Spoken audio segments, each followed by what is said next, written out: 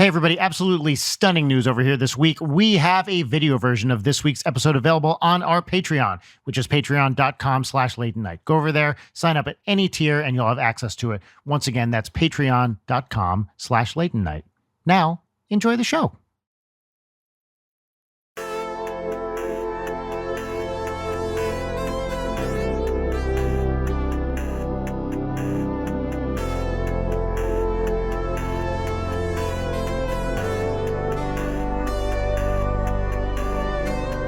So, all right, look, we have to start at the beginning, which is, you know Jarek, we know Jarek. Let's talk about Jarek. Let's talk about Jarek.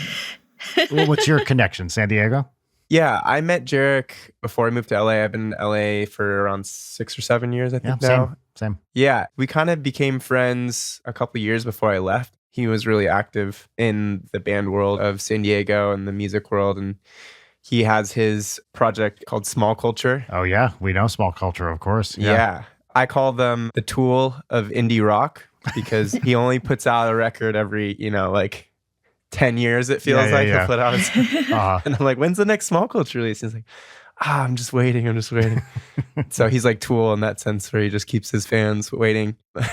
Yeah, I met him through band stuff. We'd played some shows together. He'd recorded some friends' bands. I got to crash on his couch, on his futon, I think a few times after I'd moved, when I'd come back to San Diego. And nice. Yeah, he's just a really good friend. And then I like to think that I convinced him to move up to LA as well, because I had just moved, and then, we were in touch, and he was like, I'm thinking about moving to LA. He was working with Jimmy from the album Leaf quite a bit on some tours. Oh, yeah. A past guest on the show. Yes. Oh, yeah. Nice. Like, you could say that these opportunities brought him to LA, but I like to think that I just influenced him to the point where... Yeah.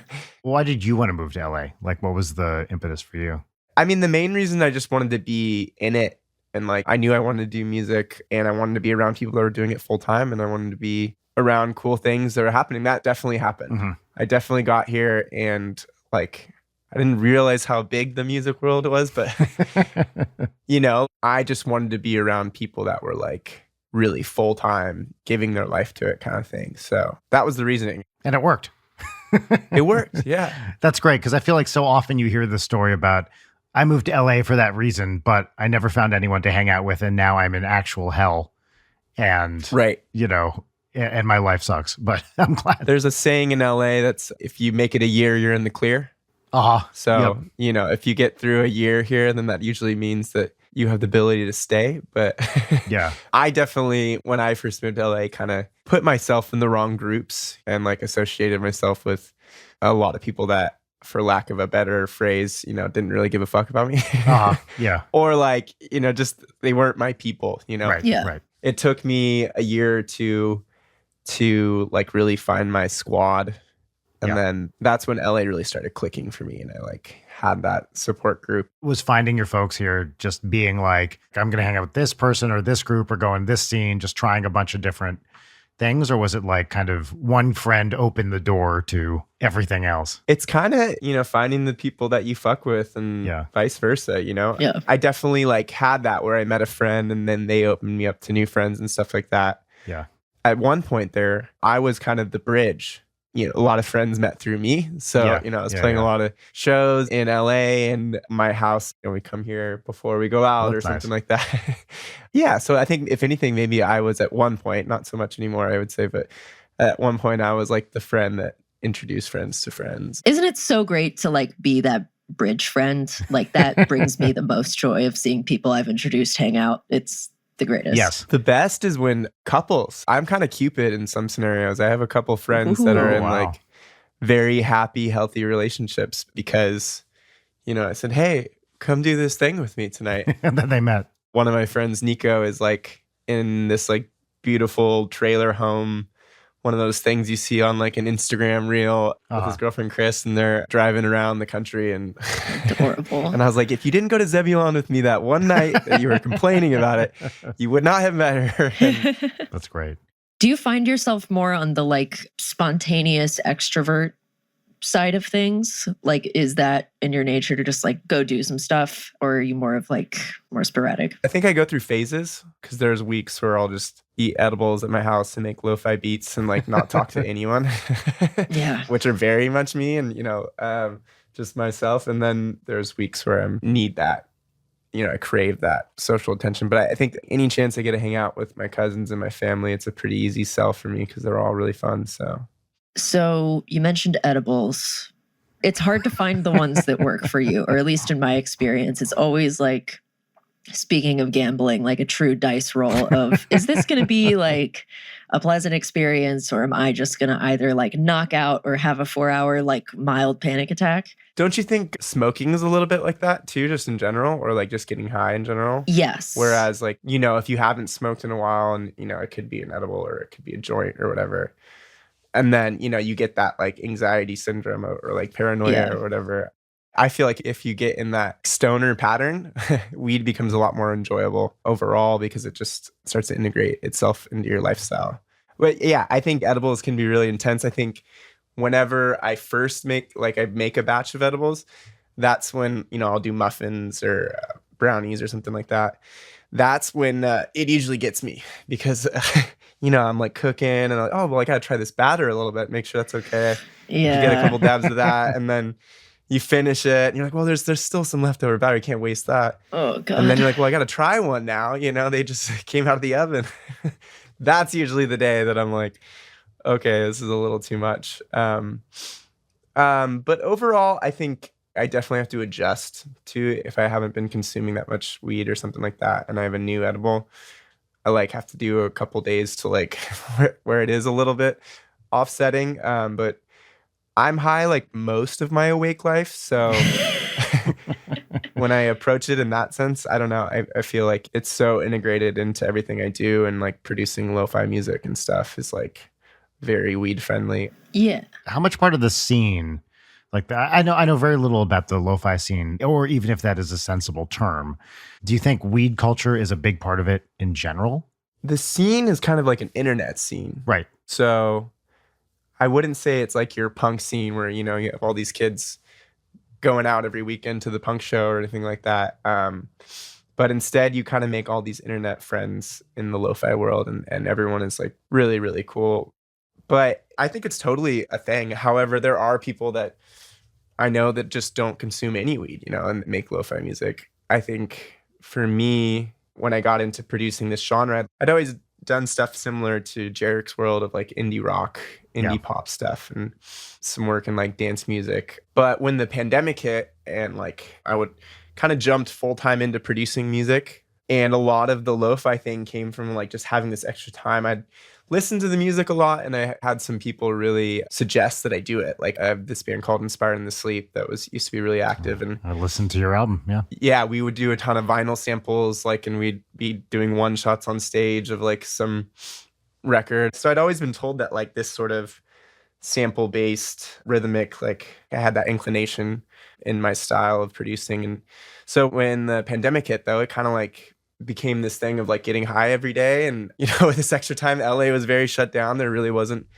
anything to distract yourself with other than, watching TV. And I can only watch so much TV before I go crazy. So yeah, I like just started like, for lack of a better phrase, making beats, every single day. And it was super relaxing to get into. It's definitely a very like therapeutic style of music. Oh yeah. Back to the weed conversation. You feel like you're on a journey a little bit if you're consistently getting high. You're always searching for something or dreaming about something or wanting to get somewhere. And it kind of just became a big part of my life and my career in LA of just, making edibles one week. And then I feel like it would translate in the music too. I can identify that with an EP because I'll usually finish projects within like a little time span. I don't like to sit on the album forever. I can kind of like compartmentalize those time periods with those projects. Yeah. I want to ask you about that. But first I want to introduce the show. Oh, yeah. 26 minutes. Respectable. 26 minutes later than last week, but still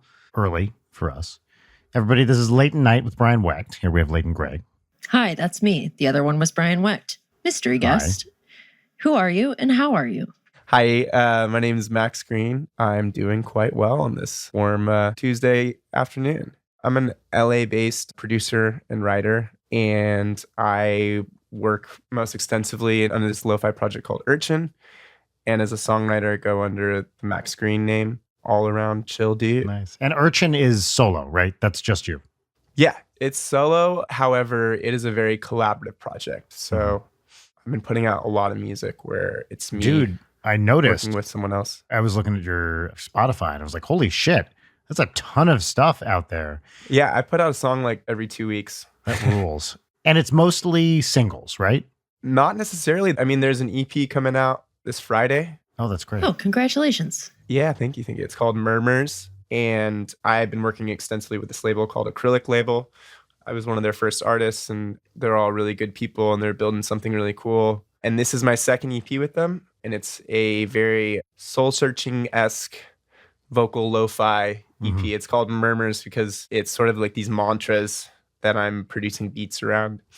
And I like the idea of this like repeating phrase or thing carrying you through to the end. And so, yeah, it's a 6-song EP. It comes out on Friday.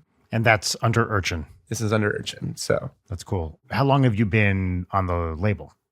It's been about a year and a half, I want to say. And I was one of their first releases. I was like one of the first couple singles that the label put out. So I'm fascinated by this. I've only ever been completely independent, which is just a testament to how little a label would want anything I do. Which is amazing, by the way, to be completely independent. Believe me, I'm not complaining in any sense. Like, I don't say that as a pejorative thing at all. I say it merely to give the context that I have no idea what it is like to be on a label, you know?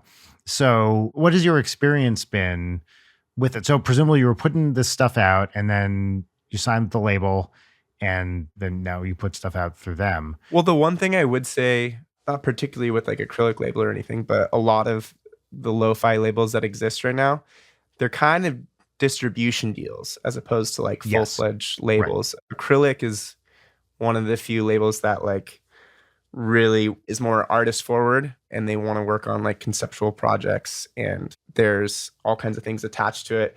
The concept of a label, I think, is maybe a little outdated in general.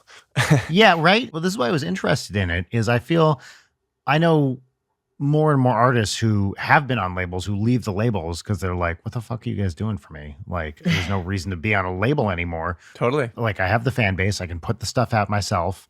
I don't get raked over the coals with your cut. And your guys' team's pretty internal too, right? You know, you have the infrastructure to make everything happen, I think.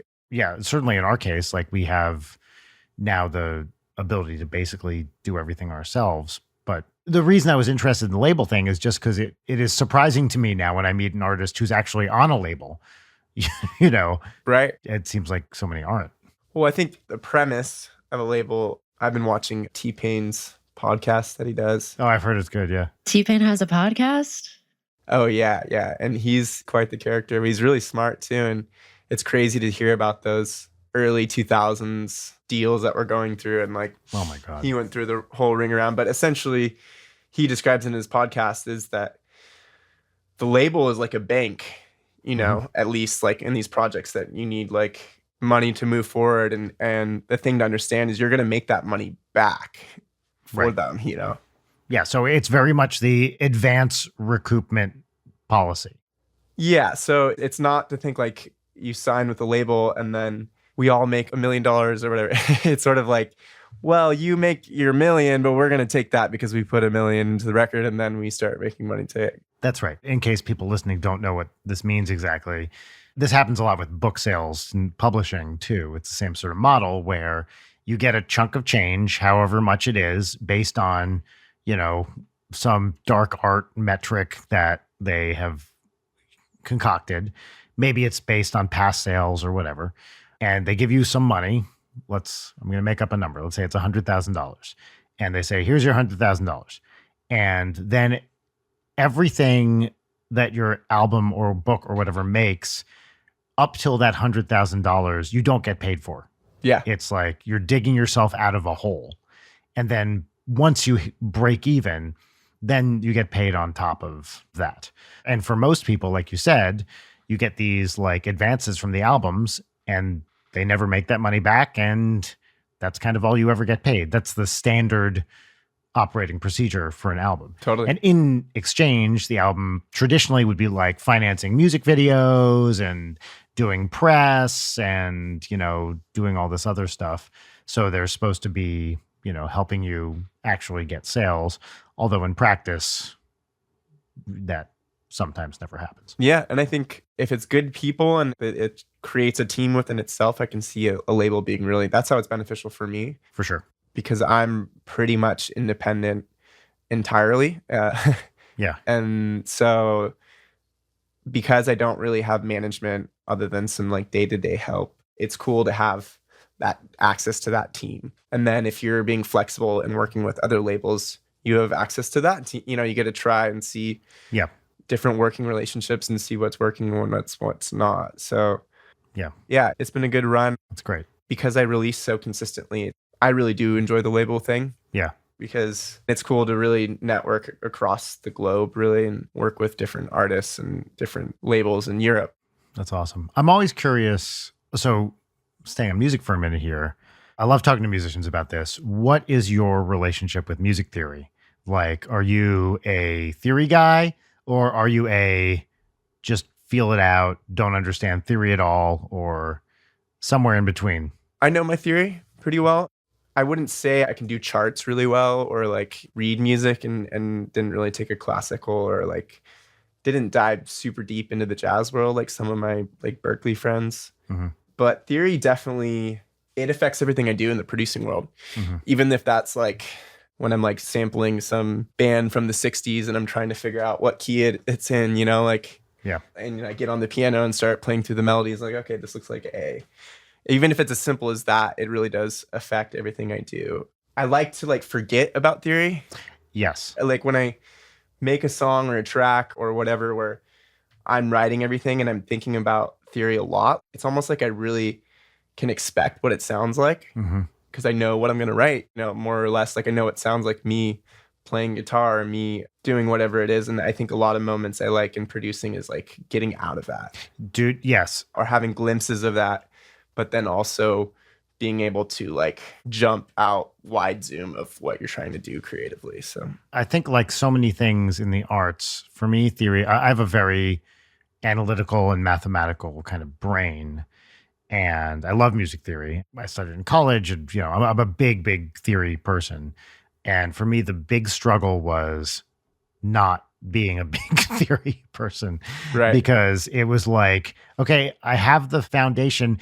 It's basically knowing when something has become so internalized that it becomes automatic, you know? So I could work out why stuff works, but at this point, my hands can just kind of find where they're quote unquote supposed to go on the keyboard. And through, you know, whatever, 30 years or something of writing and playing and thinking about this stuff, it feels like there's something going on in the background that is letting my brain do that, which has a theoretical underpinning. Now I can kind of step outside that and just feel it out. And of course, a significant fraction of the time, it doesn't work and it sucks. And I'm like, oh, that chord was terrible. What the fuck was I thinking?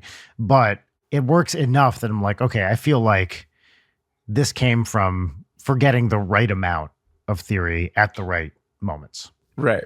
There's a very similar thing with like visual art, especially illustration, where you have to put like a ton of anatomy and technical stuff on the back burner because otherwise you will just get so caught up in like, why can I not get these proportions correct? And then like, sure, you might get them correct, but like the composition is going to look really stilted and weird. And like also nobody notices but you. Like it's so much about defining that relationship that you're having with your own creativity in that way of just kind of removing that like structure to it makes it feel a lot more natural, like kind of regardless of medium. You don't want to see the struggle to create the thing more than you want to see the thing, typically speaking, right? Sure. And if that theory or backbone or anatomy looks too difficult, it starts to take away from what the thing is. At the same time, though, I've had this conversation with a lot of musician friends that they're really good at their instrument, for lack of a better phrase. And I was talking to my buddy Horace. He's been touring with Blue to Tiger. He's been playing guitar for. He's also got a lo-fi project called Felty. Just a really talented guitarist. And I was asking him about that kind of like your relationship to you as a player and that like technical aspect. Because he is definitely one of those types where everything needs to be right, like exactly right. So I'm like kind of asking him, just noticing like when I was more into like really shedding instruments or getting more into like technical side of music. And I was like, how do you mediate that relationship or like that inclination to like really dig in and like play the perfect everything as opposed to play whatever is in the moment? And he said over time you get better at that relationship as well. The more you dedicate your life to your instrument, whatever it is. And this is typically what I see in people that are like, they're not multi-instrumentalists. They're like, this is my thing. This is my thing. Yep. This is who I tour with doing this. And he said it's almost like a maturing, like getting to know yourself as you grow and mature. You get to kind of view that relationship of like when to hold on to this and when to not, and vice versa. Yeah, that makes a lot of sense.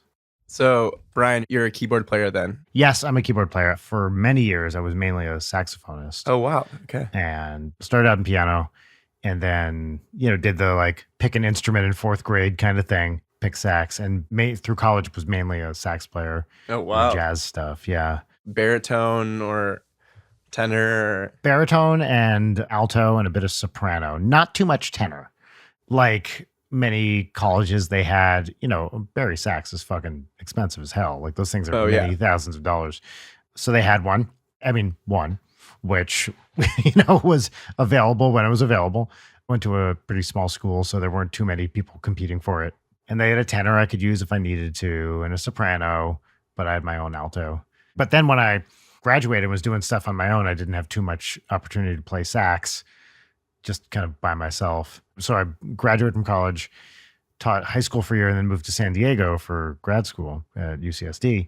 And I had like no one to play with. And although it can be lots of fun, playing a sax just by yourself all the time is not the most fulfilling thing, Yeah. It's like, kind of wish there was more going on. So I started doing more and more keyboard stuff. We had this sax player in my band. His name's Ryan Linville. One time we had a saxophone in the band, and so we'd be like doing indie rock songs, and people loved having that like entertainment aspect. Yep. Now he's like working on a bunch of pop records, and he's like, I've come to the realization that I think people like the idea of saxophone more than they like saxophone on record. Yes. So much. Like at least things very specifically to the recorded music kind of world. And I thought it was so funny because I've never seen someone so dedicated to an instrument. He was one of those Berkeley kids that like, shedded for 4 to 8 hours a day or whatever, or else they would feel like guilty and like, I thought that was so funny. I think he's totally right, generally speaking. There's an old AV Club list. They used to do this inventory feature back when the AV Club was good, which... Anyway, it's called 13 Songs Almost Ruined by Saxophone. I might be getting the number wrong, but it's pretty great. One thing that I think about actually a lot is Bowie's saxophone. Because, Bowie played sax and he does in a lot of his songs. He was such a tasteful producer, though. I think the way he used saxophone on those records is like 100%, except this drives me nuts, but I understand what he's going for. It's always out of tune. It's like a little sharp. Oh, okay. All the time. And it must be a choice because he's Bowie. But I'm just like, there's something about his tone where it's certainly not a very modern sax tone. Oh, yeah. Definitely, he's coming from this might be just me reading into it, knowing his biography, but like British kid that played in a concert band kind of thing or a wind ensemble.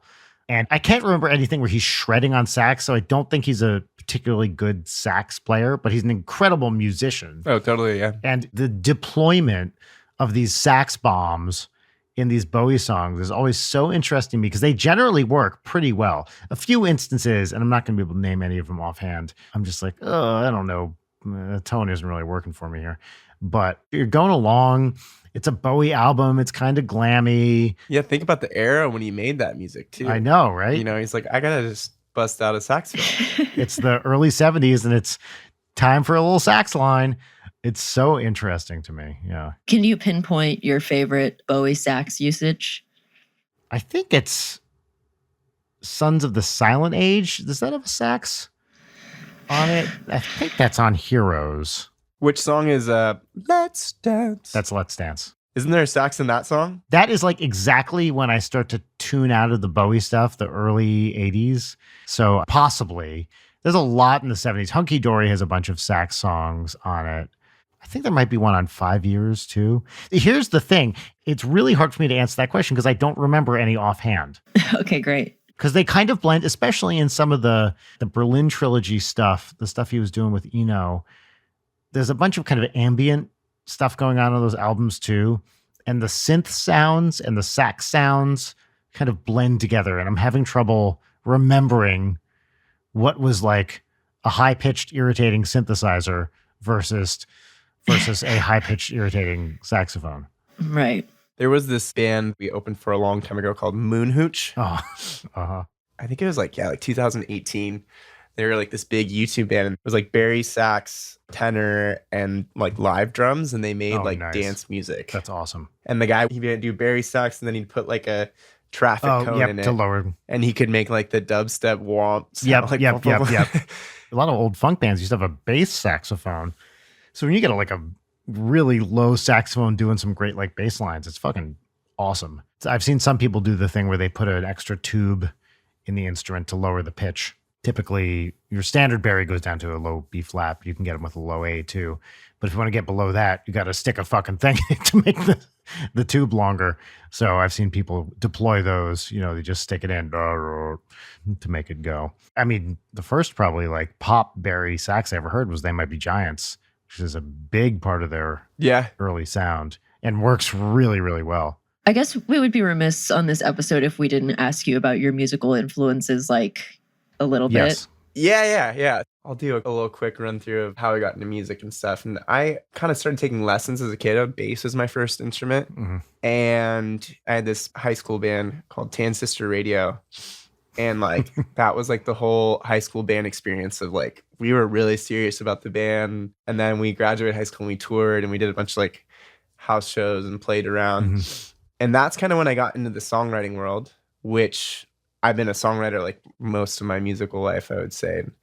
I think my biggest influence on that end would be Jeff Buckley. Oh, wow. Nice. He's probably like my favorite vocalist, but tons. I mean, I've gone through so many different phases and I was a big fan of like Dirty Projectors back in the day, which they're very like quirky, like intellectual music, like in terms of the style. But overall, I think the biggest would be Jeff Buckley. There's this Canadian pianist named Patrick Watson, and he's super talented. And his band is like way, way wild. I was a huge Les Claypool fan. Oh, yeah. Nice. As a bass player, I was like, that was like just the coolest thing. I mean, he's just incredible. Yeah. His ability to like play all those parts and create these like really strange worlds out of it. Yeah. My favorite bass tone as a bass player is the bass tone from the Cake records. Oh, yeah. That's if you listen to any Cake record, just hone in on the bass for a second. Mm-hmm. And it is this like total like P bass, just so perfectly round. The bass in like Frank Sinatra, which is one of my favorite Cake songs. Yeah. Partially because it's a good needle drop in The Sopranos, but I love that song so much. I was going to say, talk about like pop with a, what the fuck is that horn doing there kind of sound. There's no better example of that than Cake, because you're like, what, a trumpet? All right, that's cool. Yeah, I like it.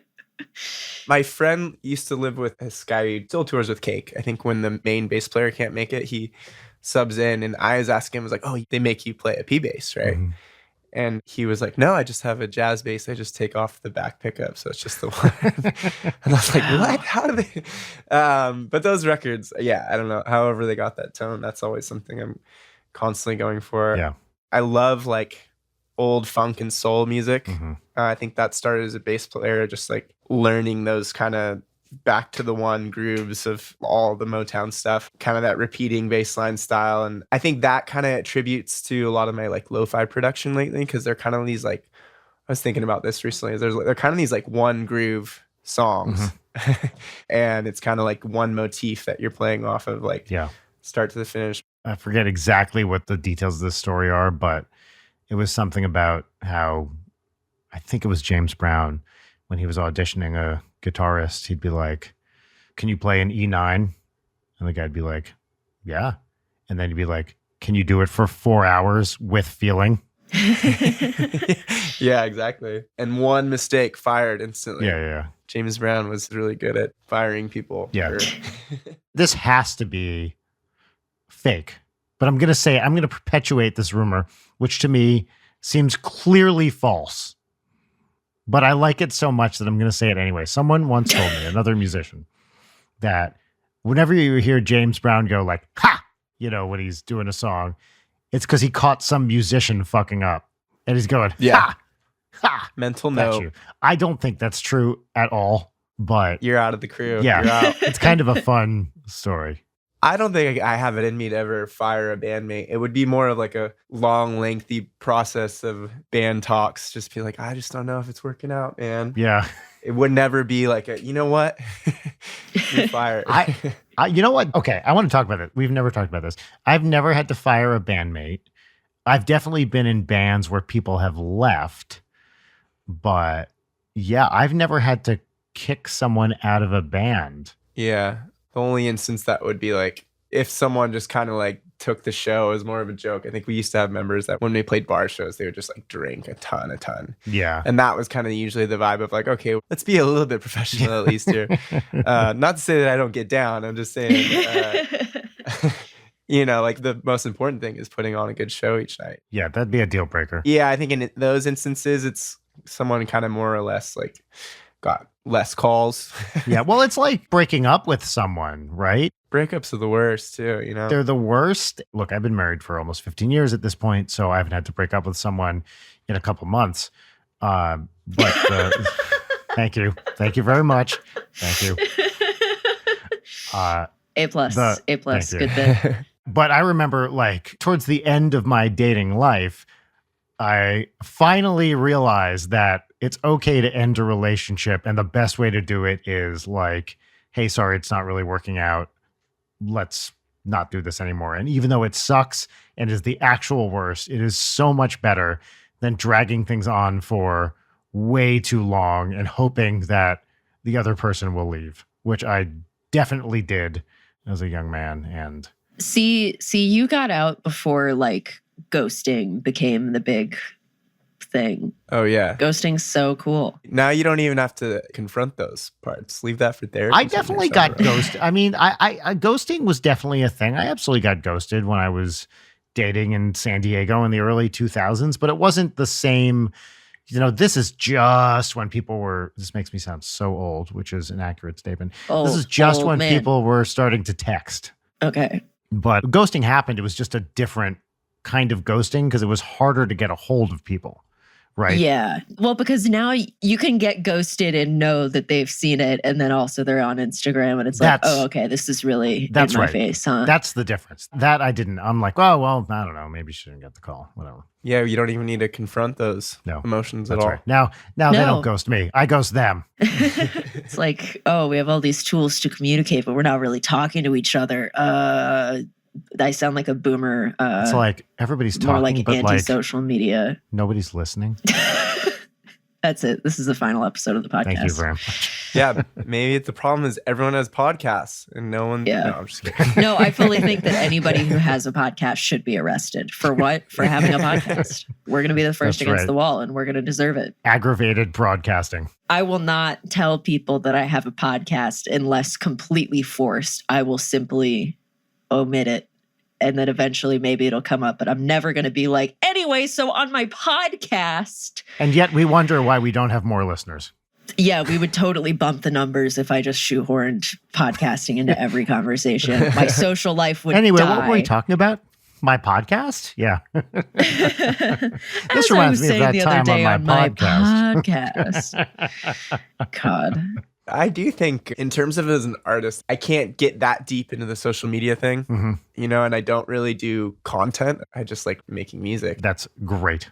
But I will say I've seen a couple artist friends go off to make part of their content or whatever they're putting out on the internet is coming from like what they do at their podcasts. And so I saw a lot of band friends starting their own podcasts. And everyone had all this time, and like so they were getting these really big names of like other bands or other artists and stuff like that. Yeah. I did really enjoy that, and thank you guys for having me. Oh, of course. Every time I do a Of course. podcast, it's always like, yeah, I'll just say some dumb shit for like a whole hour. But they're always so relaxing and fun, and there's always like so many gems. What I love about podcasting, I mean, it's the same sort of ethos as like a radio talk show or something, is it is really, especially for the kind of podcast we do and many others do too, it's so much about building a vibe and doing something that just innately takes a long time. And there's so few things in our culture right now that reward doing something that takes a long time.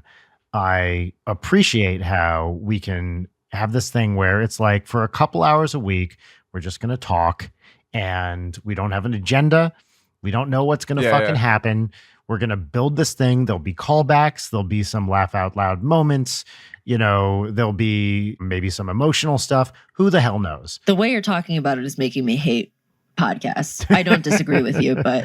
By the way, yes, if I heard someone say this in like an advertisement for their podcast, I'd be like, absolutely hard pass, not interested. Next podcast, please. Well, as we've discussed, we need to make a new trailer for this show, and the trailer absolutely needs to be under no circumstances should you ever waste your time and listen to this show. Yeah. Just to go complete reverse psychology. It's shit.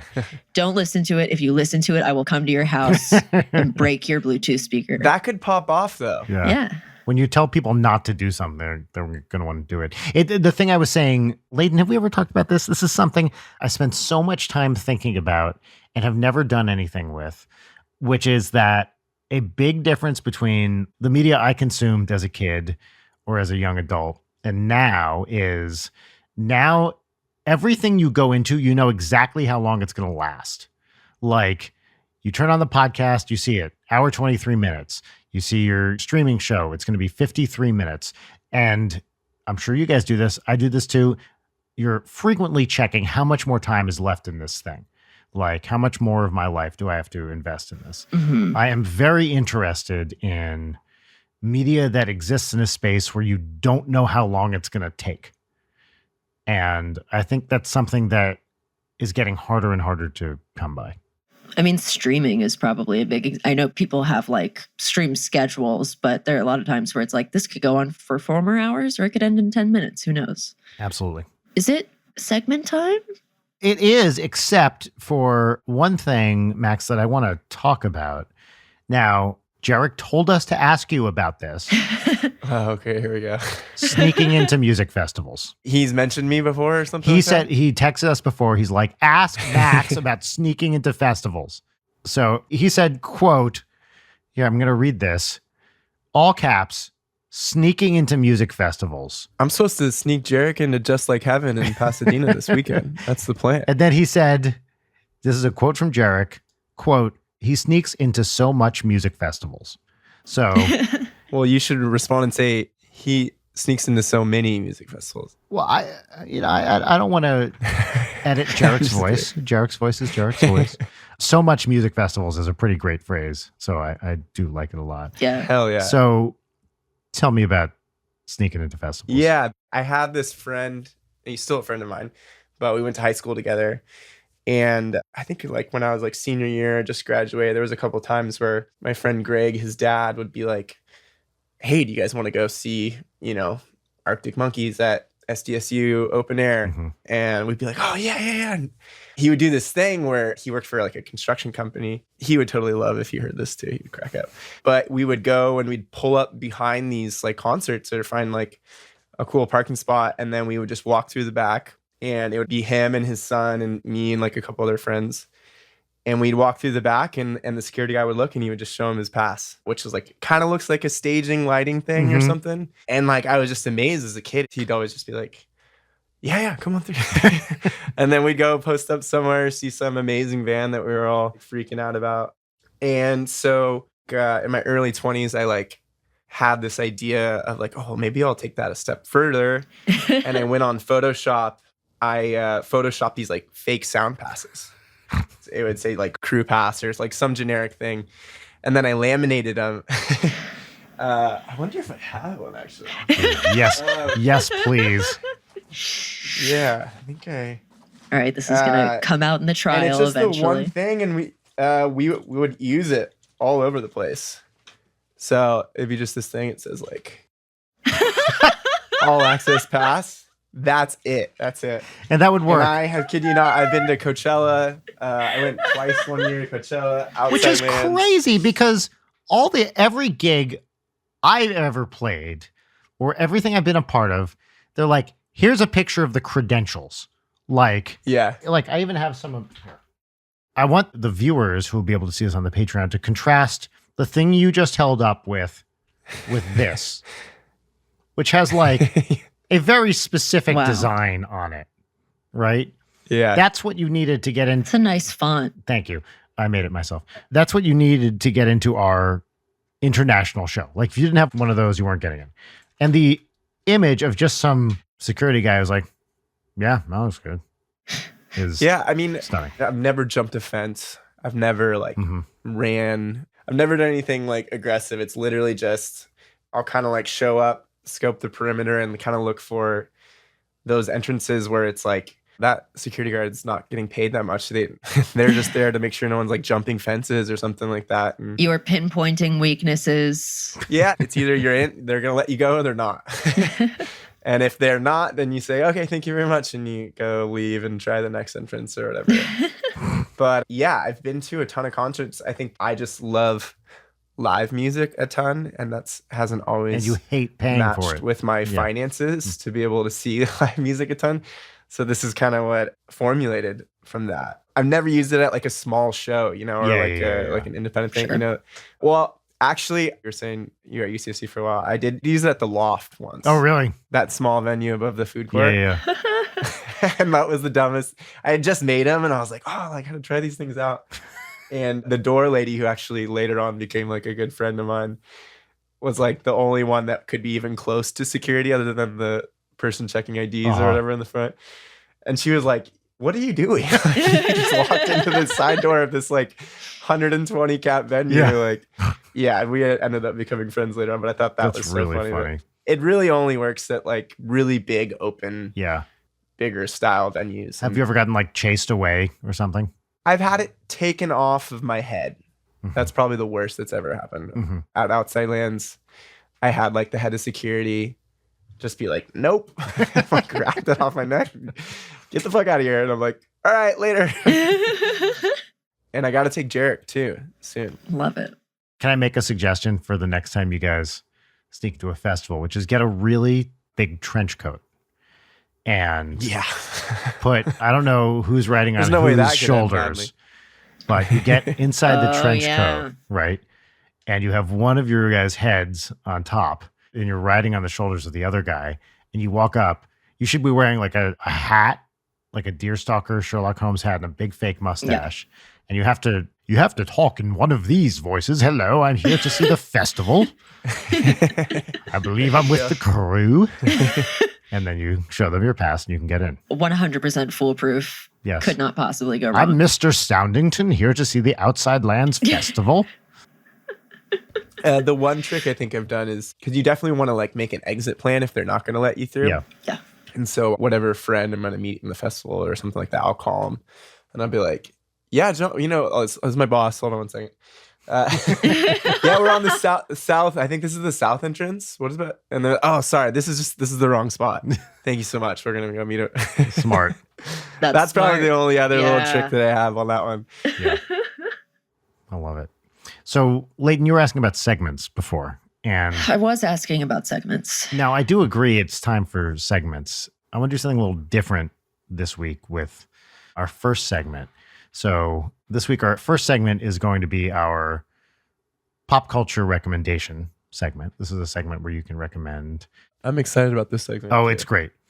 You can recommend a book, a movie, a video game, a piece of pop culture that you've been enjoying. And what's really amazing about this segment, and I say this to you as a fellow musician, is the theme song for this segment. So the theme song, I said it wrong. I was so excited about this. I kind of tripped over the words. The theme song is something that I'd say it has a lo-fi element to it already. Although I don't think when I created it, I say I, but really it's a joint creation of me and Leighton. When we created it at the time, we were not going explicitly for a lo-fi thing. I think that's something that pretty much ended up happening. It was early days of the show. Did you two make the song? Yeah, we did. We were in the same space when we created it. This was early days. It was actually pre-pandemic, just pre-pandemic. That's true. I'll confirm it. I have the keyboard, the little Casio that you tap that main beat out on. Yep. I have footage of you doing that, actually. Oh, that's true. Did we ever put that out? I don't think we did. I don't think we did. I'll send it to Jared. It's a gorgeous rear shot of me hunched over a tiny keyboard. You guys should do a podcast beat tape. Oh, that's a good idea. What would the name of that beat tape be, Leighton? I don't know. Brian. Yes. You're a man in your prime doing what you love to do. And it's not my place to interrupt you talking about your process for this theme song and how much it means to you. And, I know that you require a pretty significant amount of time in order to properly build up to the theme song that you're going to play for our guest before we do the segment. And I want to respect your creative integrity and your vision for this portion of the show. So I'm going to let you continue to do your thing. I just ask that you try to keep it short so as to be respectful to the time of everyone, keeping your introduction to the segment relatively short. Well, I haven't started my introduction yet, so I think that's... okay. This is the introduction to the introduction. Yeah, that's right. So it was the introduction to the introduction. We have a strict rule in the podcast, which is whenever an introduction to a segment gets interrupted by, let's say, an over-enthusiastic co-host, the introduction has to restart. So, there we go. And then, sorry, what was that? What?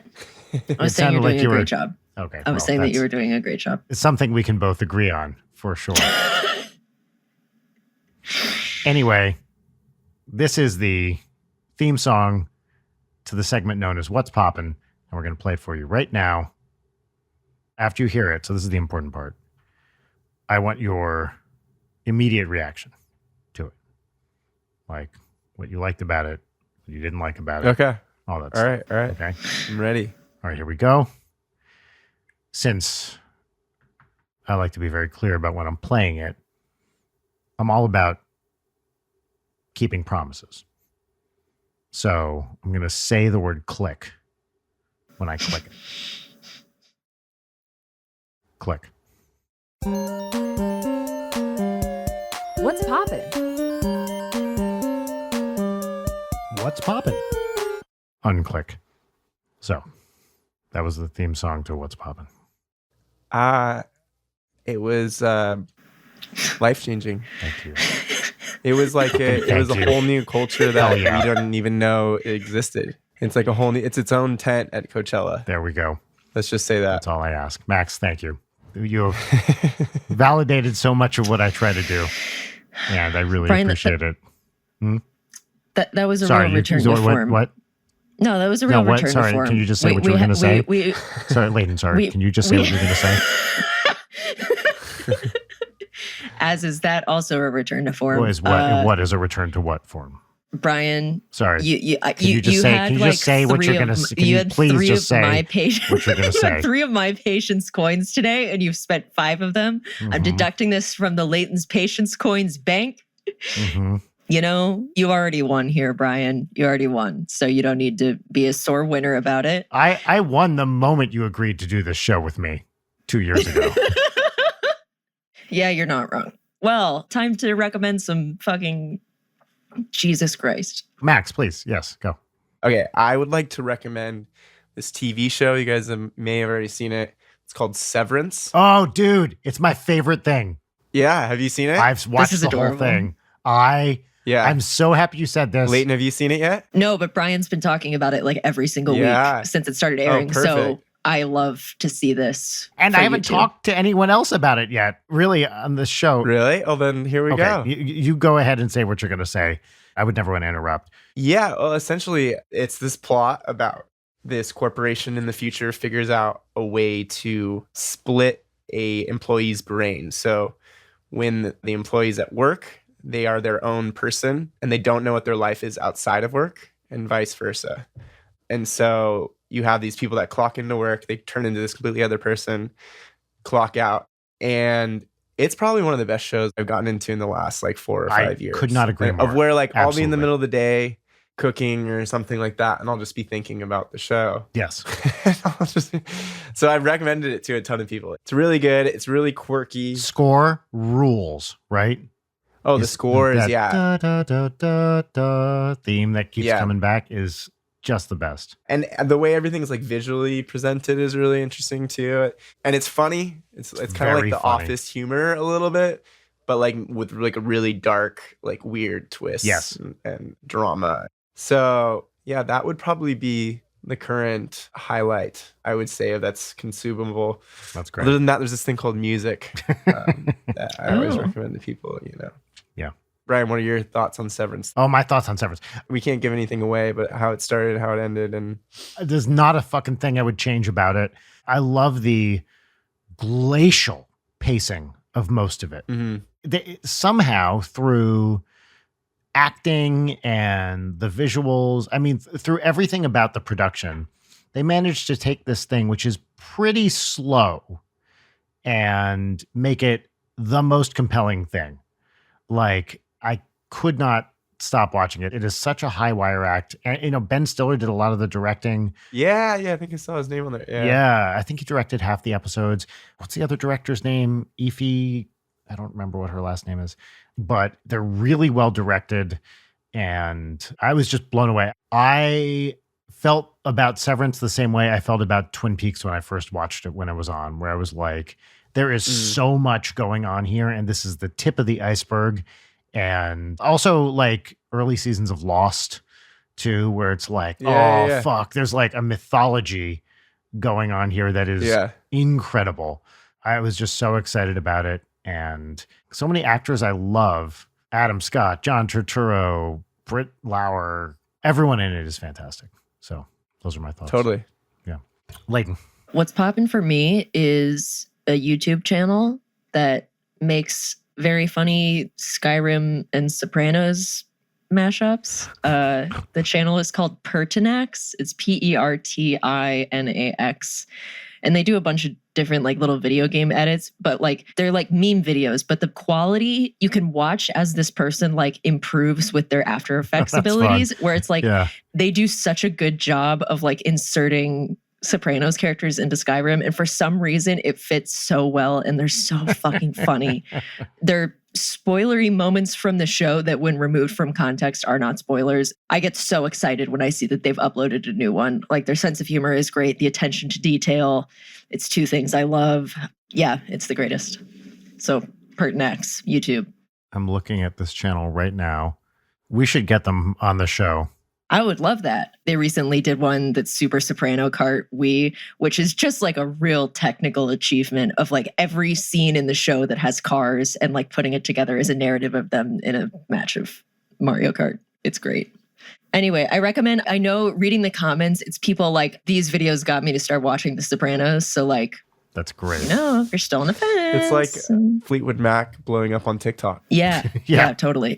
Just resurfacing a already really successful, great song. One of my favorites is the How It Feels to Play Daedric Quests with Polly Walnuts. Just really, really high quality.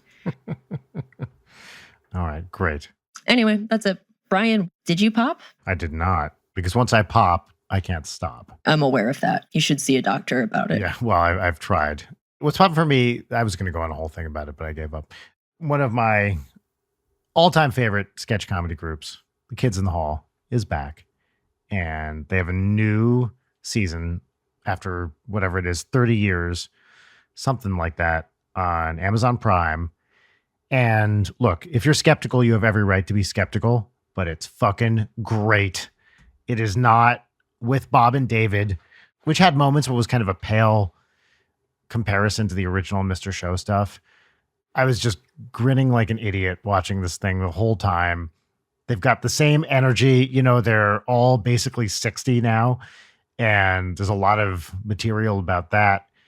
They're just so funny and cute, and they're taking chances, and it's well written. It's well shot. Kids in the Hall have always done like interesting camera stuff, like very filmic stuff that a lot of other sketch comedy people didn't do. They do like homages to expressionism and stuff. It's so great to see these guys again, and it's so great to see them being good. You know, the acting's great, the writing's great, the directing's great. I've watched 2 of the episodes and it just rules. These guys are my favorite. I mean, really comedy heroes of mine in many ways. I absolutely adored their original show and have watched many of their projects since.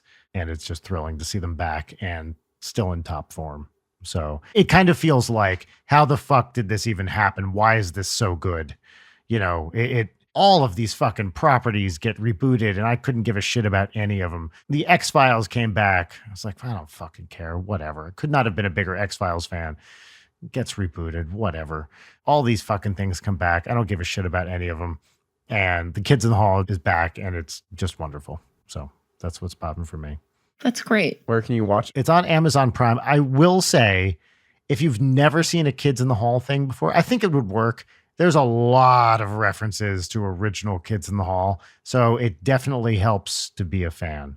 So I got to start from the beginning. You know what? I think you can just watch it, but you won't appreciate it as much. Because, you know, it's like any sketch show, they have recurring characters and they're bringing a lot of those characters back.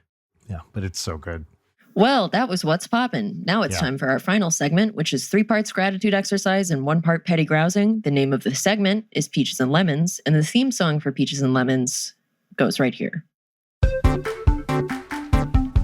Peaches and Lemons. Peaches and Lemons. Incredible. That was the theme song for Peaches and Lemons. We will each start with a lemon, which is a thing that is a minor annoyance, bummer, whatever else. I will start. Yesterday, Brian, you and I recorded a mini-sode. Mm-hmm. You commented on how I sounded very congested. And then the moment I hung up, I was like, oh no, I am congested. And so I sat there feeling like my face was full of concrete. And I was like, all right, I'm going to have to do it. I have to take a Benadryl. And I knew what that would entail. I knew. Mm-hmm. And there was no other way out. And so I took a Benadryl and was in a Benadryl coma for the next 4 hours. Mm-hmm. Oh, the worst. I get that that's how Benadryl is, but also there's got to be a better way. There's got to be a better way. The better way is like Zyrtec or something. But the problem is it's not immediate relief, right? Yeah. Yeah, I think the real solution is just get the surgery that I badly need on my nose. That's the actual solution. But, you know, that's my lemon for now. Who else has lemon? I have a lemon. My kid is the slowest fucking eater in the entire world. And when you're just trying to get out the goddamn door to school in the morning and she's biting 1 nubbin off each raspberry at a time. You know, if raspberries have those little bumps, she was eating 1 bump at a time off a raspberry. And I was like, Audrey, every morning, same thing. It's like, honey, we have to go to school. She'll be 8 in a week. And it's like, sweetie, I love you. Eat the fucking raspberry. It's like, it's 1 raspberry.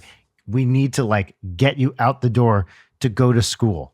And I don't want to I don't want her to have a weird relationship with food, but it's also like, honey, can you just eat? You have 3 strawberries in front of you. That's your entire breakfast because you won't eat more. Maybe that's a tactic so she doesn't have to go to school. 100%. It is 100% a stalling technique. That's absolutely what it is.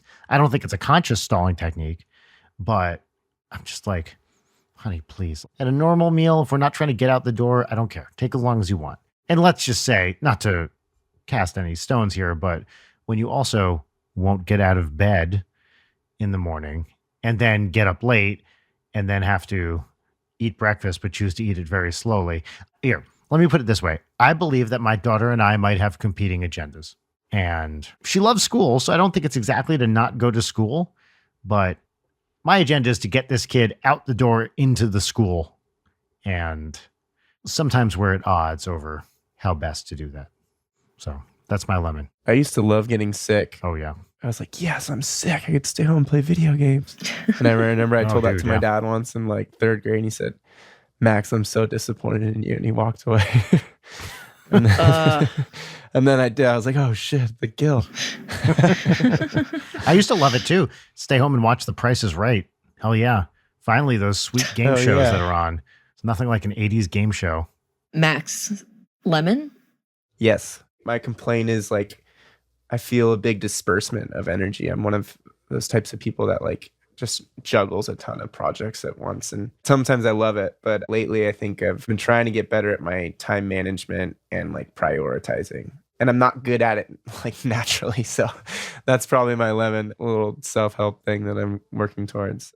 That's a good lemon. Completely, totally relatable. Very, yes. All right, time for peaches. I will scoot through mine. My first peach is that I think last episode I reported like having good self-esteem. Pleased to report, still going strong on that. So that gets a peach. Woo. My second peach is that maybe thinks that when I take a shower that I disappear forever. And so now every single time I get out of the shower, she loses her goddamn mind. This video you sent was great. Yes. It is adorable. She does the same thing every time and she makes little like trilling noises as she like pops around. It's just like the absolute greatest. And then my last peach is that over the weekend there was this much anticipated creator clash put on Real Good Touring, which for anybody who is not in the loop, it was a YouTuber boxing thing that many of our friends and previous guests were involved in. Yep. Congrats to Real Good Touring and everybody involved because it was just such a like huge incredibly impressive production that like, you know, I don't really watch sports, but I was doing the like dad watching sports, half standing at my desk, like screaming at the screen. Ryan and Alex Ernst fight. I guess part of it is that like we've seen the behind the scenes of this coming up for months and months and months. We've both known about this. Yes.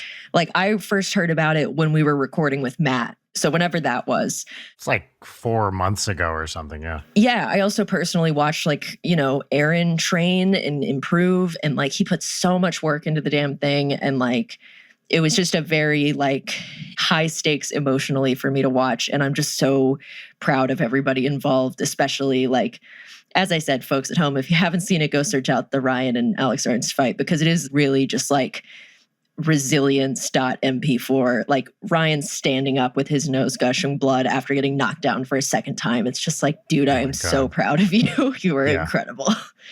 So that was a joy to watch and scream about on the Discord with all the homies. So, you know, big ups. Very funny. So our friend Matt, who fought, had a very, let's say, a short bout where he lost in, what was it, 22 seconds? 20 seconds. 22 to seconds. be fair, for months, anytime this thing has come up, the running joke has been, so are we excited to watch Matt get killed?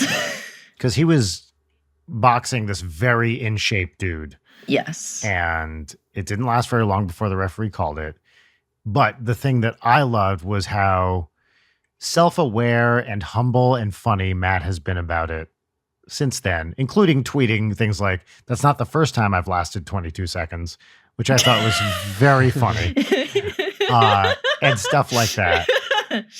I love that he went into it with such the right attitude of like, this is going to be a fun, stupid thing, gets annihilated, comes out and is like, hey, wasn't that a fun, stupid thing?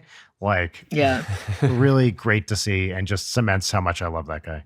Yeah, it was absolutely incredible. And those are my peaches. Who else has peaches? Max. Peaches. Oh, okay. I bought a car recently. Oh, nice. Congratulations. And I was carless for 2 years. So that's been really cool because I have that kind of flexibility to go somewhere whenever I want to. Yeah. Whereas like pretty much through quarantine in the last 2 years, I was without a car. And it's cool. It's nice to have a nice vehicle to drive around. I've been stoked on that recently. I am thankful for I have this ability to do the creative work that I do with the flexibility that I have. Mm-hmm. So I got a lot of like family trips and some weddings and some vacations and traveling coming up this year. And I'm like super fortunate that I get to do that and like, you know, still live. That's a big thing, dude. Yes. Yeah. Yeah. My third would probably be my supportive girlfriend. Because I know I'll get brownie points for saying that. So, because she's for sure going to listen to this. Hello, supportive girlfriend. Hello. Amazing. All right. Brian. My peaches. Peach number 1, we're going to a Los Angeles Dodgers game this evening. Oh, nice. And it's the second Dodgers game I've ever been to, first in like 5 years. And it's my kid's first sporting event of any kind ever, and possibly the largest crowd she's ever been in. And she just started playing softball at like a little kid level, but she's very excited to go eat a hot dog and get some ice cream and a little baseball hat. And we're not going to stay for the full game probably, but it's going to be fun. And I'm looking forward to it. Peach number 2 is, so I've been talking for many, even years now on the show about the smooth jazz album that I'm writing, or have written, I should say. And tomorrow I'm doing a photo shoot for the album cover. Yo. Now, hold on. Are you doing a photo shoot or is Trey Magnifique doing a photo shoot? Sorry. Thank you very much, Leighton. I do appreciate that. Trey Magnifique is doing the photo shoot. Max, that is the name under which this album is being released. Trey Magnifique is a soprano saxophone player. This is your lo-fi moniker? Yeah, it's my smooth jazz moniker.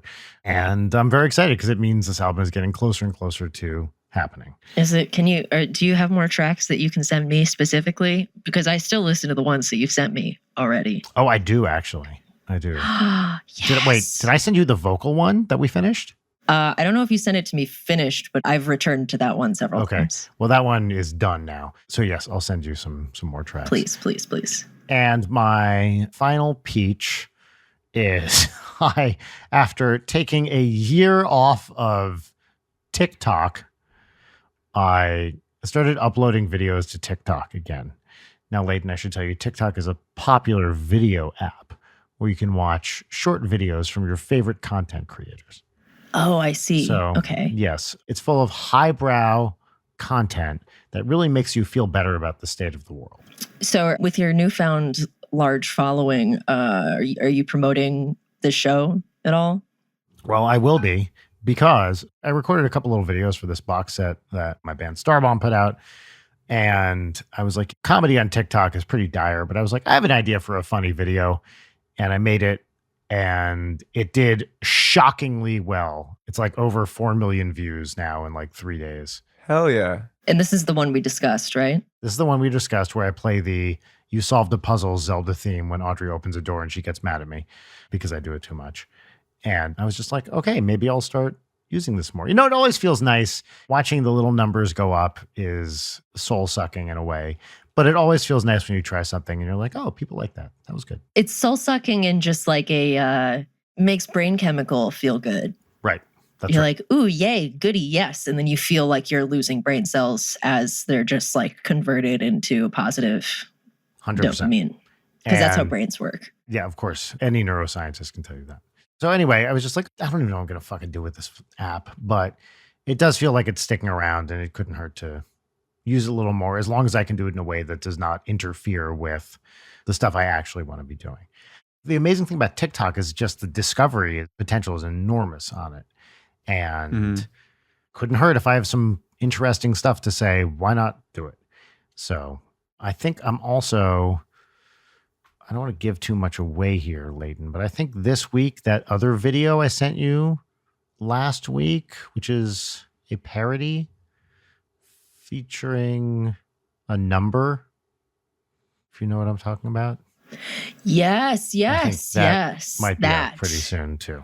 Oh my goodness, how exciting. I'm embarrassed that it took me that long to... So I'll tell you what I'm talking about in just a moment when we wrap up the show. And speaking of which, we're at the end of the show. Oh, so, wow. Dude, thank you for taking all this time to be with us. It was, as Jarek predicted, fucking awesome to have you on. And such a joy to talk to you. Thank you. We'll sneak into a concert soon. Oh, yes. That would be that. Awesome. Let's do it. Yeah, let's sneak into the next podcasting festival. That'd be great. There we go. So if people want to find your various music or find you on social media, what would you like to plug, or where would you like to point them? Yeah. If you were looking into the lo-fi world, my main project I'm pretty busy with is this project called URCHN, URCHN, and _URCHN_ on Insta and on Spotify. Doing really great on Spotify. Like, you're doing some really popular stuff, which is awesome. Yeah, it's been a really cool year. It's been working. It's been really a lot of fun working in this genre. It's kind of changed everything I do. And then as a songwriter, I'll do like releases and like top lines and my own artist music. That's under Max Green. So tons of music. I'm always putting out stuff. So I love it. Awesome. Well, folks at home, that is our episode. Thank you so much for joining us today and for choosing, of all the podcasts you could be listening to, for choosing this one. We are glad that you did, if not mildly confused by that decision. So as we wrap up, hope you're all doing well. You're staying hydrated. You're getting some sun, but not too much sun. And just to leave you folks with some words of wisdom or inspiration this week, Max, I've started throwing to the guest. Are there any parting words or a phrase or a send-off that you would like to give? Advice, whatever you want to put out as our final missive for episode 118. It's a world of possibility is what I'm going to end with. I often forget how massive this world is and how many different individual realities there are. And so, yeah, well, anything's possible, positive note there. That's great. I love that. Perfect. All right. You heard the man. Goodbye, everybody. Bye. Peace.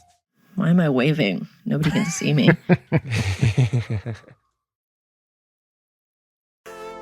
Leighton Night is produced by Brian Wecht, Leighton Gray, and Jarek Centeno. Follow us on Twitter at Leighton Night, on Instagram at Leighton_Night, or email us at leightonnight@gmail.com.